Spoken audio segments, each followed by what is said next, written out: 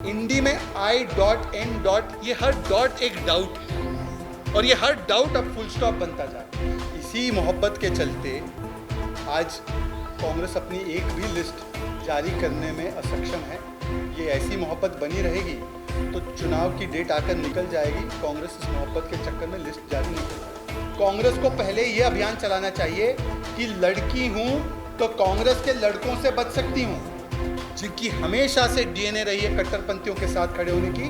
उन्होंने आतंकियों की भी पैरवी की है, मतलब कि उनकी सोच एक वोट बैंक को रुझाने के लिए, उनको एक प्रकार से प्रभावित करने के लिए, चाहे वो याकूब मेमन हो, चाहे वो अफजल गुरु हो, चाहे वो समझौता ब्लास्ट पाकिस्तान ने नहीं किया, 26/11 पाकिस्तान ने नहीं किया, कश्मीर में जो हुआ वो आतंकी घटनाक्रम नहीं था कश्मीरी हिंदुओं के साथ। ये सारी चीज़ों पर लीपापोती करने का अगर किसी का लंबा इतिहास है तो वो कांग्रेस का ही है।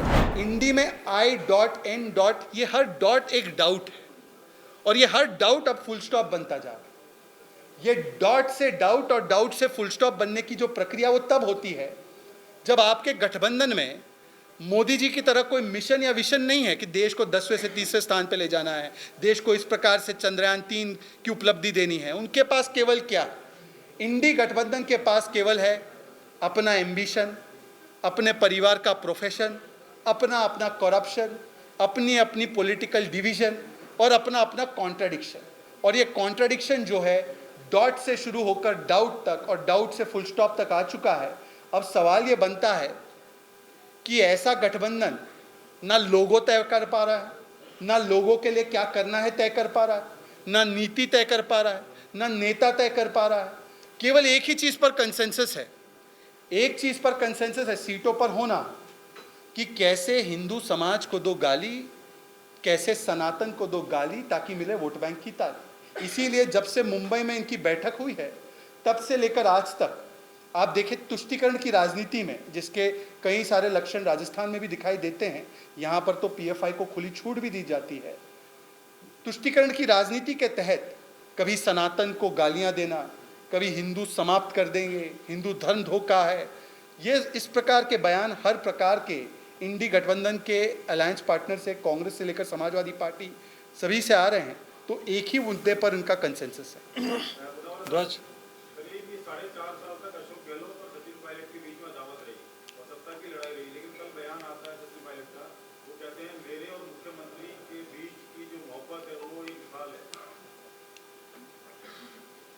ये ऐसी मोहब्बती की मिसालें पेश कर रहे हैं। अब ये कमलनाथ जी ने भी जब ये कपड़ा फाड़ प्रतियोगिता चला तो उन्होंने कहा कि मुझे दिग्विजय सिंह से बहुत मोहब्बत है। अगर ये कह रहे हैं कि मेरी मोहब्बत एक मिसाल है तो पता नहीं अब अशोक गहलोत जी को क्या क्या सामना करना पड़ेगा सचिन पायलट से। इसी मोहब्बत के चलते आज कांग्रेस अपनी एक भी लिस्ट जारी करने में असक्षम है। ये ऐसी मोहब्बत बनी रहेगी तो चुनाव की डेट आकर निकल जाएगी, कांग्रेस इस मोहब्बत के चक्कर में लिस्ट जारी नहीं कर पाएगी।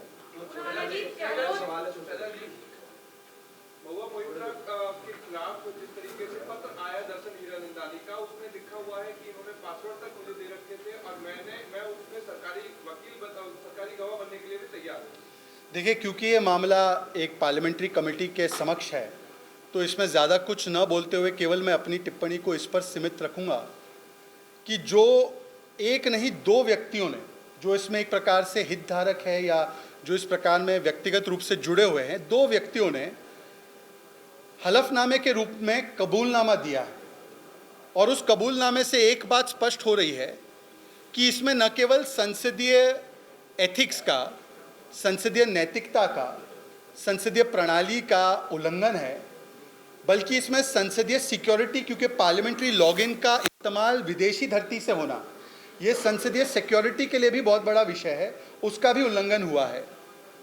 प्रथम दृष्टया इसमें कैश फॉर क्वेरी, मतलब कि पैसों और गिफ्ट की एवज में सवाल पूछना, मतलब कि सीधे सीधे भ्रष्टाचार का मामला भी नज़र आता है।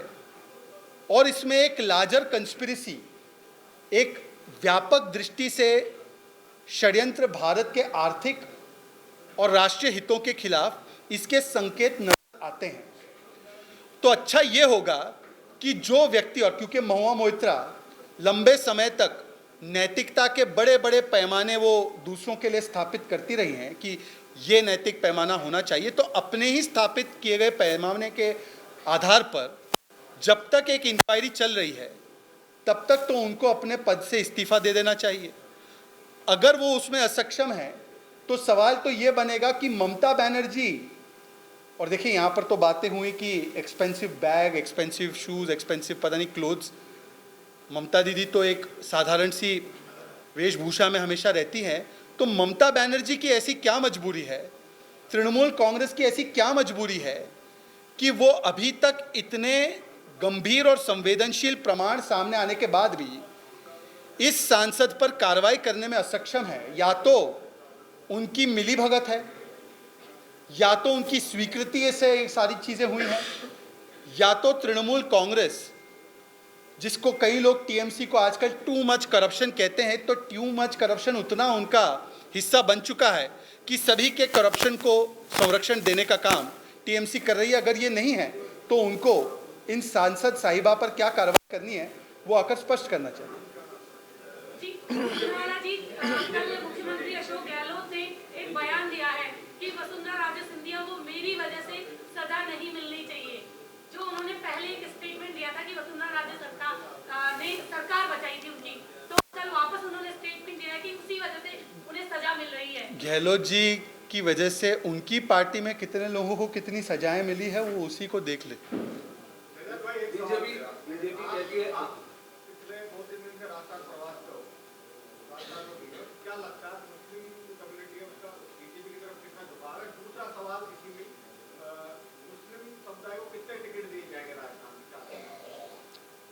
सबसे पहले तो भारतीय जनता पार्टी किसी वर्ग को देखकर टिकट नहीं देती है। भारतीय जनता पार्टी जो प्रदेश की सेवा में लीन होते हैं उनको टिकट देती है और वो जाकर जनसेवक बनते हैं और वो सभी लोगों की सेवा करते हैं।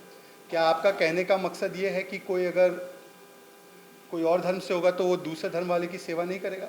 हो सकता है कांग्रेस में ये चलन हो, भारतीय जनता पार्टी में चलन नहीं है। दूसरी बात, राजस्थान का हर वर्ग आज भारतीय जनता पार्टी की ओर बड़े पैमाने पर आकर्षित हो रहा है और इसका मुख्य कारण ये है कि जिस प्रकार से प्रधानमंत्री नरेंद्र मोदी जी ने जन कल्याणकारी योजनाएं चलाई है पूरे देश में, जिस प्रकार से करोड़ों लोगों के आवास बने हैं, जिस प्रकार से करोड़ों लोगों को राशन दिया गया है, गरीबी से बाहर निकाला गया है, नल से जल की योजना चली है, शौचालय बने हैं, जिस प्रकार से आज दुगनी रफ्तार पर हाईवे एक्सप्रेसवे, जिसका बहुत बड़ा एक फ़ायदा राजस्थान को हुआ है, दिल्ली मुंबई एक्सप्रेसवे, उसका फ़ेज़ 1 चालू हो चुका है, जिस प्रकार से अत्याधुनिक airport, railway station, Vande Bharat की ट्रेन, जिसका भी फ़ायदा राजस्थान को बहुत बड़े पैमाने पर हुआ है, इन सारी चीज़ों को देखते हुए अपार जन समर्थन भारतीय जनता पार्टी को मिल रहा है।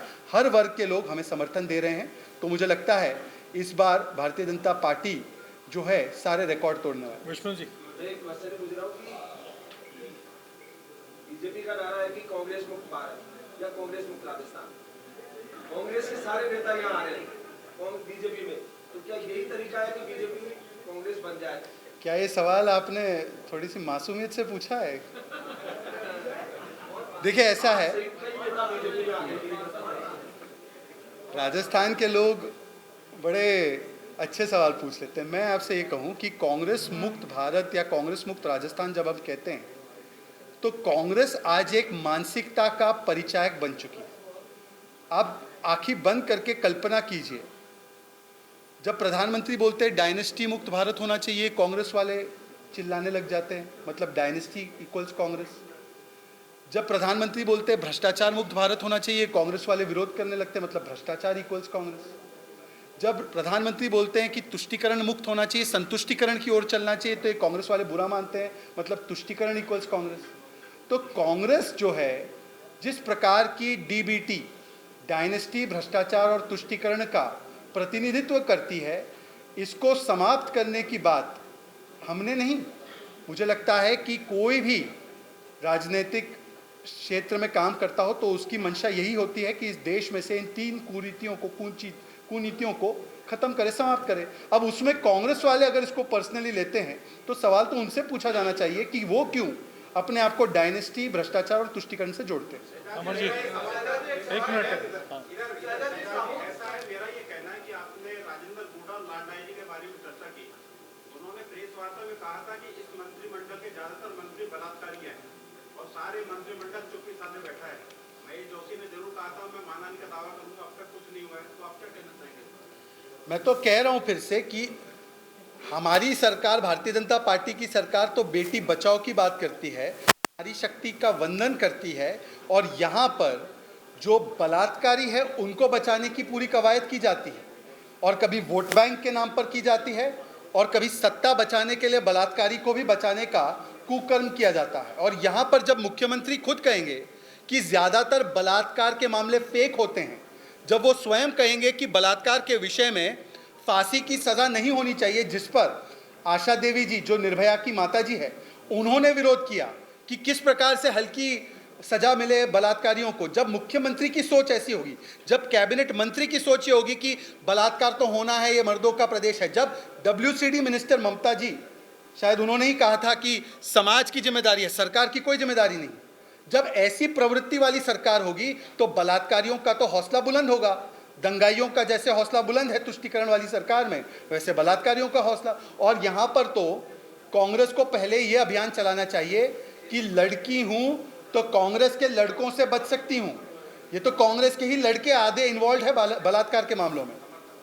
अमर जी, कांग्रेस से जुड़े हुए एक नेता है, राहुल उनका नाम है, उन्होंने ट्वीट किया हमास के समर्थन में, उसके बाद में ट्वीट को डिलीट भी कर दिया, और जयपुर में भी इस तरीके की चीजें निकल के आ रही है कि वो समर्थन में जा रही है। इस तरीके से देखते हैं आप?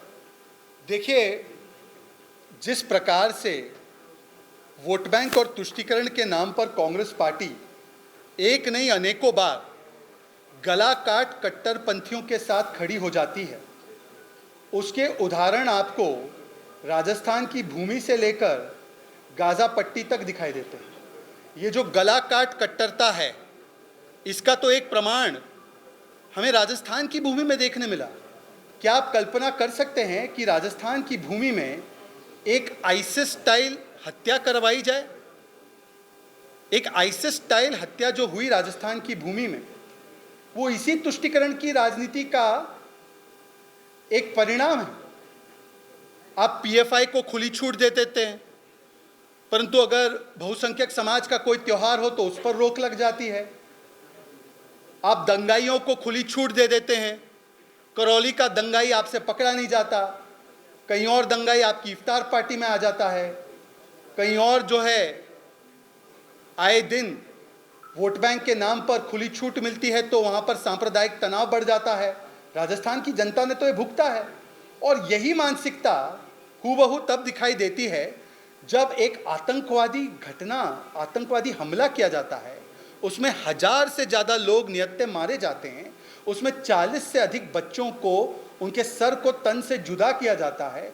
ये गला काट कट्टरता का एक स्वर में विरोध होना चाहिए, तो कांग्रेस के नेता आकर ये हमास के आतंकियों के जज्बे को सलाम करते हैं, ये CWC का रेजोल्यूशन लाते हैं, उसमें एक भी शब्द इस आतंकवादी घटना पर नहीं कह पाते हैं।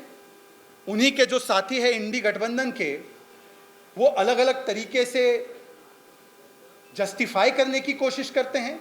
ये पूरा मामला जो है, जो हम देख रहे हैं पिछले कुछ दिनों से, ये इजराइल और पैलेस्टाइन का मामला नहीं है, ये दो देशों के बीच में या दो समूहों के बीच में स्व अस्तित्व का मामला नहीं है, ये जमीन के विवाद का मामला नहीं है, ये कोई कब्जे का मामला नहीं था। ये शुद्ध रूप से 7 अक्टूबर को जो आतंकी हमला हुआ वो उसका विषय था, क्योंकि फिलिस्तीन के विषय पर भारत सरकार का जो स्टैंड है वो पहले से है और वो आज भी है, उसको कोई नहीं नकारता। परंतु फिलिस्तीन का बहाना बनाकर हमने ये देखा है कि कांग्रेस के कुछ लोगों ने, जिनकी हमेशा से DNA रही है कट्टरपंथियों के साथ खड़े होने की, उन्होंने आतंकियों की भी पैरवी की है, और ये शर्मनाक है। शरद पवार जी से लेकर इंडी अलायंस के कई सारे नेताओं ने भी ये किया है, मतलब कि उनकी सोच एक वोट बैंक को रुझाने के लिए, उनको एक प्रकार से प्रभावित करने के लिए आतंकियों की पैरवी करना। और देखिए, इसमें हैरानी की बात भी थी, चाहे वो याकूब मेमन हो, चाहे वो अफजल गुरु हो, चाहे वो समझौता ब्लास्ट पाकिस्तान ने नहीं किया, 26/11 पाकिस्तान ने नहीं किया, कश्मीर में जो हुआ वो आतंकी घटनाक्रम नहीं था कश्मीरी हिंदुओं के साथ। ये सारी चीज़ों पर लीपापोती करने का अगर किसी का लंबा इतिहास है तो वो कांग्रेस का ही है। तो उसी के देखा देखी आज वो बयान आतंकवाद के पक्ष में दे रहे हैं।